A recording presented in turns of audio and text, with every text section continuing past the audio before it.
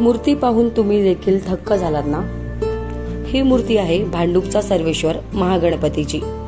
या मूर्तीचे वैशिष्ट्य म्हणजे ही मूर्ती फक्त समोरून दिसत नाही तर चारही बाजूंनी आपल्याला दिसते। सार्वजनिक गणेशोत्सव मंडळ टेंबीपाडा या मंडळाने ही मूर्ती विराजमान केली आहे। गेले 63 वर्ष हे मंडळ गणेशोत्सव साजरा करतात, तर यंदाच्या वर्षी चक्क 251 बाप्पाच्या मूर्ती येथे विराजमान झाल्या आहेत। पाहूया या आगळ्या वेगळ्या मूर्तीची झलक।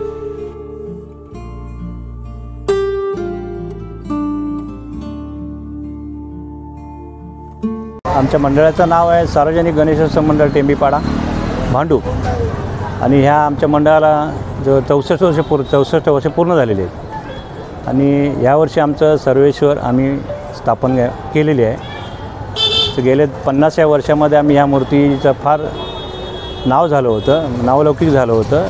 त्याच्यानंतर आम्ही ती मूर्ती आत्ता परत बसवलेली आहे, कारण ही मूर्ती लोकांची मागणी होती, भरपूर लोकांची मागणी होती, परंतु मंडळाचे काही उद्देश होते ते आम्ही जरा ते पूर्ण केले।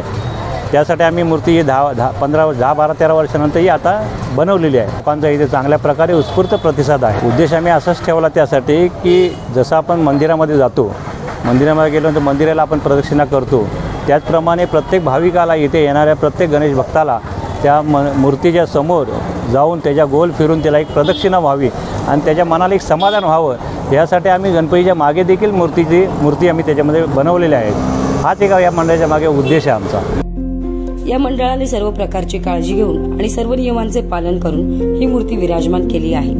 जर तुम्हाला देखील ही मूर्ती पाहायची असेल तर भांडूपच्या टेंबीपाडा सार्वजनिक गणेशोत्सव मंडळाला नक्की भेट द्या। निकिता महेंद्र, लोकल 18, मुंबई।